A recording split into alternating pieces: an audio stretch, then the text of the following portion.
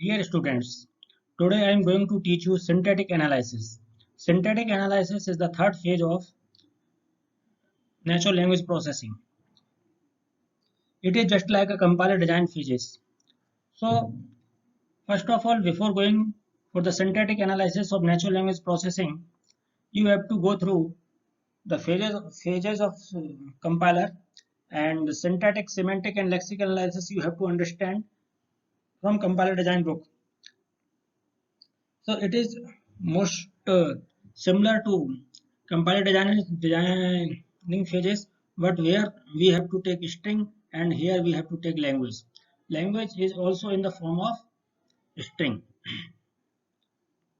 Syntactic analysis is the third phase of natural language processing, and it takes data from the lexical analysis and make the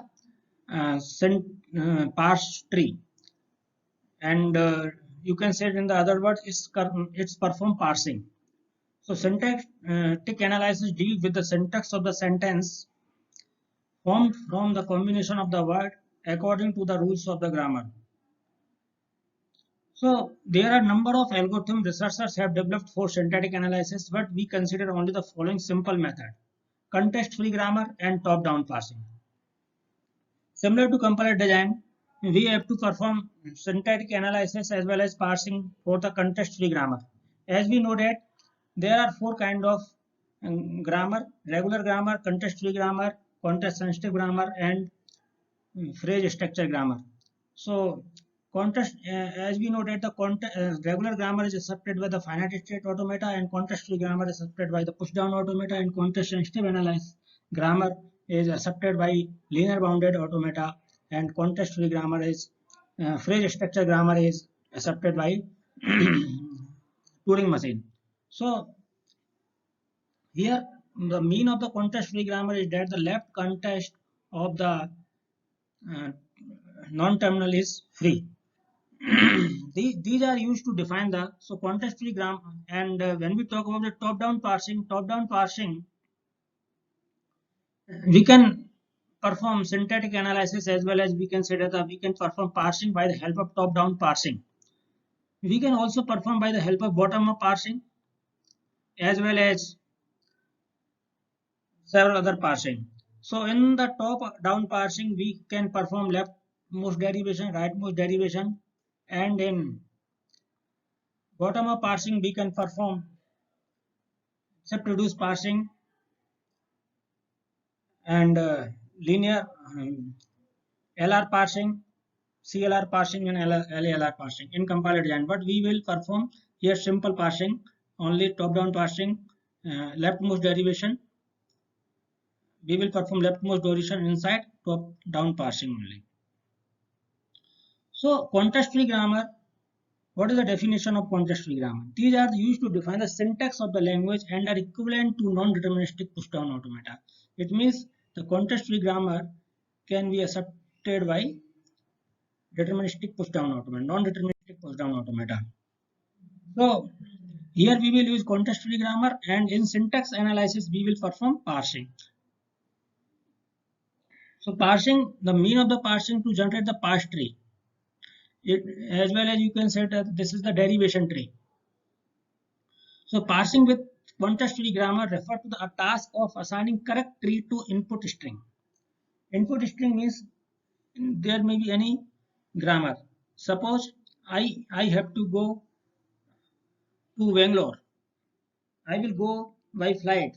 These are the strings. So for this string, we have to pass the string.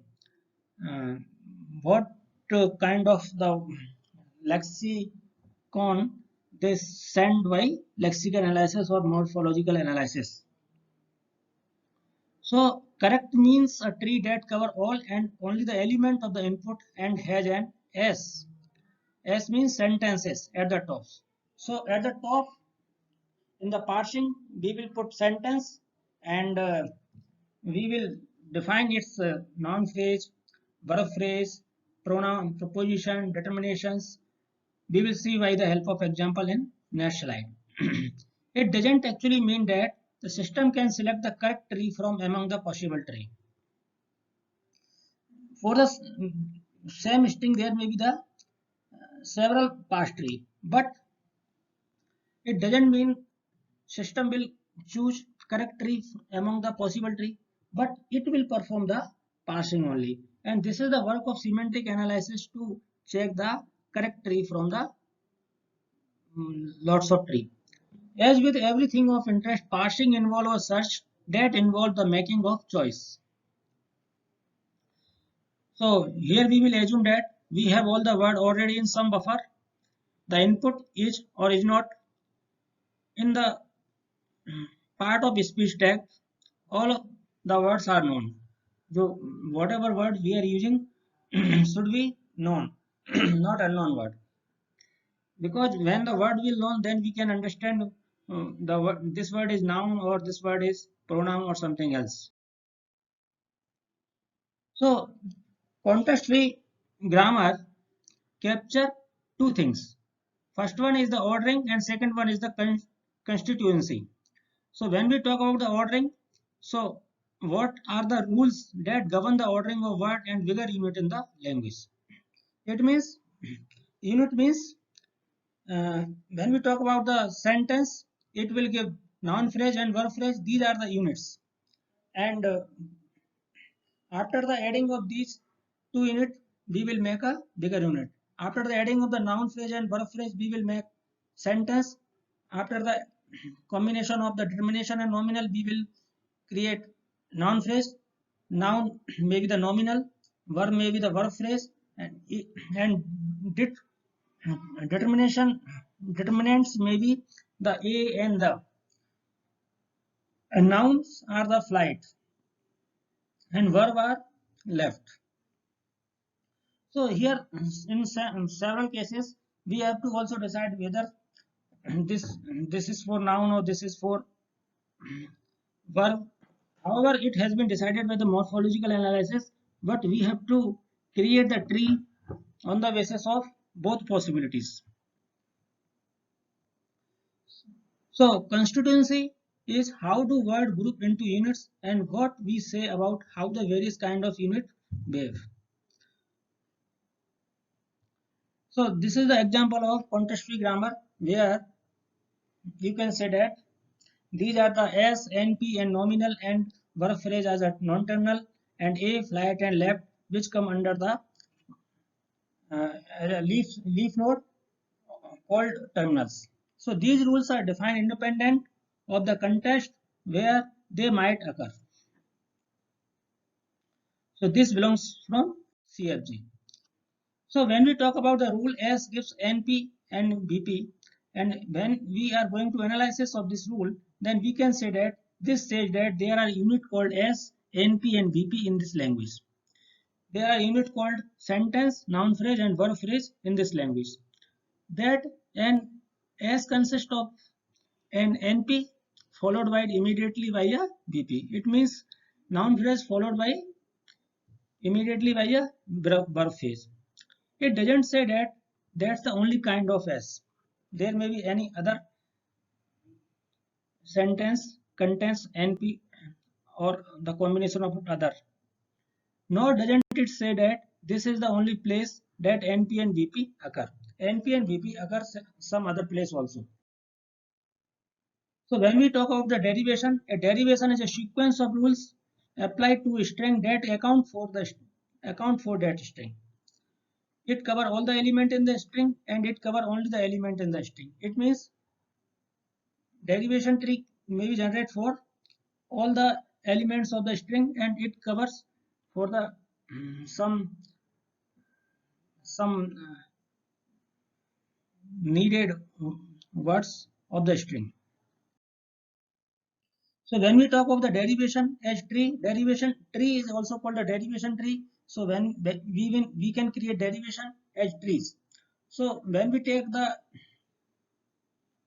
string like I prefer a morning flight, then it should be represented by derivation tree like,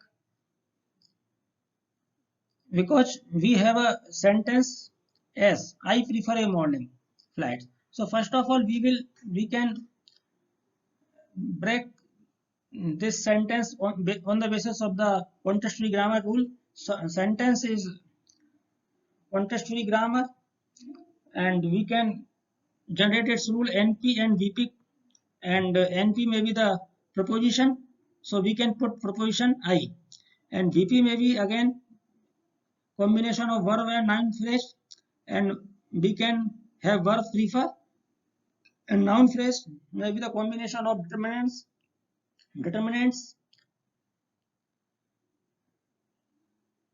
and now nominal, and we can put determinant A, and nominal may be the combination of noun and noun, so it may be the combination of morning, noun may be the morning, and noun may be the flight. So this is the derivation tree for a string I prefer a morning flight. So this is also called parsing. So parsing is the process of taking a string and a grammar and returning a or many parse tree for that string. When we talk about the context-free grammar, then what is the meaning of context? The notion of context and CFG is not the same as the ordinary meaning of the word context in language. Word context in the language. It means when we take example A gives BC, A is the left part and VC is the right part, and B is called the left context of C, and C is called the right context of B, but in the left part will not contain any context. So all it really means is that the non-terminal on the left hand side of a rule is out there all by itself. So means that I can rewrite an A as B followed by C regardless of the context in which A is found. So its key constituents in English are noun phrase maybe, verb phrase and prepositional phrase. Sentence contains the noun phrase, verb phrase and prepositional phrase. So when we compare these rules by the help of normal English language, then it may be the similar like that. When we talk about the declarative sentence like A plane left, then you can represent a sentence as to noun phrase followed by verb phrase. A plane is the noun and left is verb phrase. When we take imperative sentence like leave with exclamation mark, then you can represent a sentence with verb phrase only. When we take sentence like yes no question, then this sentence will look like did the plane leave. Then you can have rule like sentence gives auxiliary verb noun phrase followed by verb phrase. And when we talk what questions, for example, when did the plane leave, then we can take its rules as gives what, then auxiliary verb, then noun phrase, then verb phrase. In the context-free grammar, similar to the compiler design or automata theory, here recursion may also arise. Recursion means the function call itself. Similarly, the same grammar, the right hand side of the grammar again generate. So recursion arise. So you can see by the help of example. According to definition of recursion, we will have to deal with rules such as the following, where the non-terminal on the left also appears somewhere on the right directly. Suppose a noun phrase gives noun phrase and propositional propositional phrase, and verb phrase again give verb phrase and propositional phrase. So if NP is giving NP and VP is giving VP, so this thing is called recursion. So in the recursion, tree will look like when we take NP, NP give NP and PP, and again NP give NP PP, and again NP give NP PP. So this is called left recursion. So this kind of problem should not arise in good language for the parser, because this will create recursion and send us in infinite loop. So the example of recursion of this kind of rule, NP gives NP and PP at the flight to Boston, and here verb phrase may be the departed Miami at, and prepositional phrase as known. For of course this is what makes syntax interesting. Flight from Denver to Miami, flight from Denver to Miami in February, flight from Denver to Miami in February on Friday. So here you are seeing that flight from Denver to Miami and from left to right is increasing. So these are the example of recursion. So parsing is two type: top-down parsing and bottom-up parsing. When we talk about top-down parsing, under top-down parsing we can perform leftmost derivation or rightmost derivation, and bottom-up parsing we can perform subproduce parsing as well as LR, CLR, LLR parsing. So when we talk about the top-down parsing, and in the top-down parsing we start from the root and go to the bottom, and when we talk about the bottom-up parsing, then we start from the leaves, and leaves means string, and go to the top, reach to the top. Our final ambition is that to match the rules with strings. So since we are trying to find tree rooted with NS, S means sentences start with the rules that give us NS. Here S is a string or sentence. We start from the sentence and create rules, and when we will put value of these rules, then we will find that particular string. Then work your way down from there to the words. In bottom-up parsing, of course, we also want tree that cover the input words. So start with tree that link up with the words in the right way. Then work your way up from there. You can see by the help of example. In case of the top-down parsing, we start from the S, and we will create S. We will open the rule of S. S means the noun phrase and verb phrase, and S may be the auxiliary verb plus noun phrase and verb phrase, and S may be the verb phrase only. So you can further open NP to determinant and nominal, or you can open NP as a preposition noun, or you can open NP as a determinants or nominal. Several type you can open. After that, according to your terminals, you can put here, like you can put A at the place of determinant, you can put nominal at the you can put flight at the place of nominal, and you can put leave or left at the place of verb phrase. So further you can explore it. So when we talk about the bottom up parsing, so in bottom up space, first of all we have to take our string like book, date, flight. So book date flight contains noun, determinant, date, and flight noun. Book may be the also the verb. You can say book for the reading of book as a noun, and you can use verb as a book. Book that flight, book here book is the verb. So when we are taking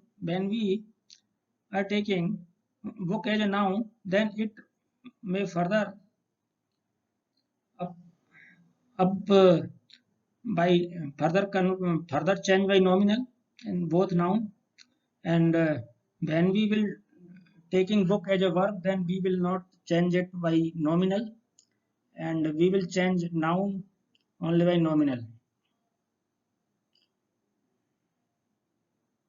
So these determinant and nominal can merge with noun phrase. Similarly, this verb is also convert changed by verb phrase, and determinant and nominal phrase merge with noun phrase.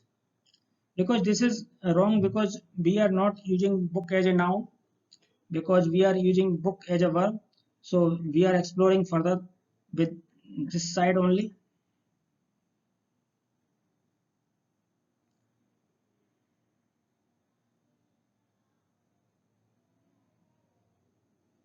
And leaving this.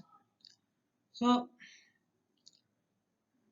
this determinant and nominal will merge with noun phrase, and this verb is already converted by the verb phrase. So further we can merge this by verb phrase. So this is the bottom up parsing for book that flight. So what is the difference between the top down parsing versus bottom up parsing?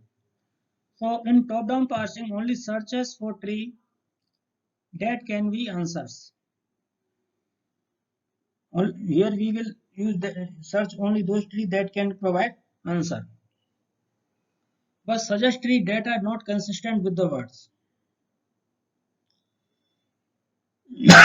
Guarantee that tree start with S at root does not guarantee that tree will match input words. So those tree which are not according to the input words, so leave those tree, and we have to search only those tree that can provide answer only. So when we talk about the bottom up parsing, only forms tree consistent with the words. Suggest tree that make no sense globally. Guarantee that tree matches input word. Does not guarantee that past tree will lead to S as a root. So sometimes it happens, as we have understand in the compiler design, as we know that leftmost in bottom up parsing, some rightmost reduction arise. Rightmost reduction, if you know about the rightmost reduction, in the rightmost reduction, if you will not go with proper handle, then you cannot reach at the start symbol. So here we have to choose appropriate rule so that we will reach at the root. So here we can combine the advantage of the two by doing a search constant from both sides, top and bottom. So in case of the recursion of this grammar, the left recursion problem arises. So there are two kind of problem, left recursion and one other. So first of all, we will understand about the left recursion. What happened in the following situation? Here, if S gives NP and VP, and S gives AUX NP-VP, and NP gives NP-PP, and NP gives determinant nominal. So it means if NP gives NP-PP, then it is the left recursion. So here tree will reach to infinite loop from the left. Its example we have already seen. So with the sentence starting with did the flight. So this type of sentence arise left recursion. So you can solve this problem by the help of rule ordering. So you have to put the rule according to the sequence. So first of all, for this situation, you have to apply this rule. S gives AUX, auxiliary verb, noun phrase and verb phrase. And then S gives noun phrase, verb phrase. Then NP gives the determinants and nominal. And NP gives NP PP. So left recursion problem will not arise. But in compiler design, we can also remove left recursion by the help of new variable introducing. The key for the noun phrase is that you want the recursive option after any base case. So here is another problem, which are the avoiding repeated work. So parsing is hard and slow. It is wasteful to zero stuff over and over and over. Consider an attempt to top-down parse the following as a noun phrase. If, for example, a flight from Indianapolis to Houston on TW. For this example, we will, by which this example, a flight from Indianapolis to Houston on TWA, we will understand the how to avoid repeated work. So here, a example of flight from Indianapolis to Houston on TWA. You can generate its parse tree. A is the determinant, flight is noun, and it's nominal, and this come under noun phrase. But when we talk about the further sentence, then you can change it. This is the proposition, then, and it is the proposition noun, Indianapolis. And this is the noun, and this is the proposition phrase, and you can change by the rule noun phrase. Noun phrase contains the noun phrase plus proposition phrase, and again the similarity will arise. For to Houston, same rule will apply, and NP is arise again. So this is the recursion and repetitive. You can say that for this again repeated this same kind of rules. So this is repetitive rules. So we should avoid this kind of grammar, avoid this kind of sentence where this type with this kind of grammar required. So this is all about parsing, or you can say the syntactic analysis. So here syntactic analysis perform parse tree, perform parsing using the this kind of parse tree, top down parsing or bottom up parsing. So you can understand by the help of this video, as well as you can take help of PPT as well as my notes. If you not understand, then you can further analysis by the help of internet or books. Thank you.